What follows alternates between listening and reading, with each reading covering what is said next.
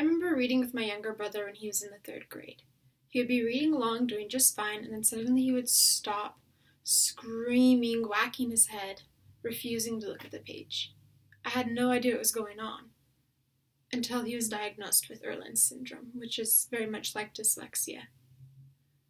As I watched him begin to learn how to read and cope with his dyslexia, I realized that the anxieties and his fears of reading were holding him back more so than his dyslexia itself. And that's when I decided to look into anxiety and dyslexia. As I began to investigate this, I realized that my brother was not such a unique case. I began my research on the BYU database searching for articles about dyslexic students and anxiety.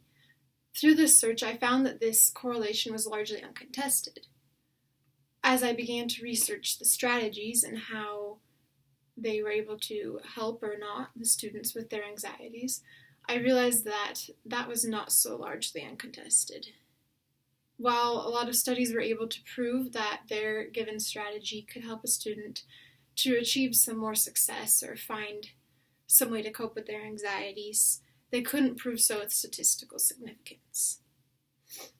I was beginning to think that a solution hadn't yet been discovered for helping the students with their anxieties, but that's when I found my answer.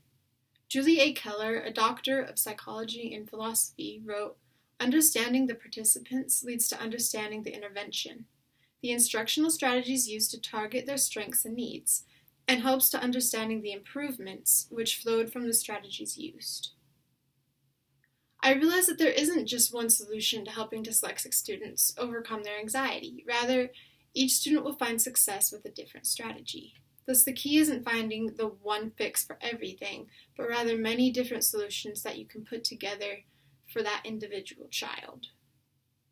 My research aims to arm educators with as many strategies as possible for dyslexic students, many of which may be useful for non-dyslexic students as well.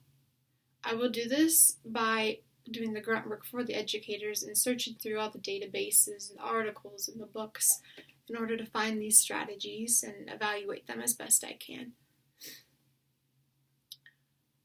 I hope to be able to give educators easier access to the tools that they need to help every student in their classroom succeed on an individual level, and provide direction for them in their own search to help every individual student. Thank you for your time.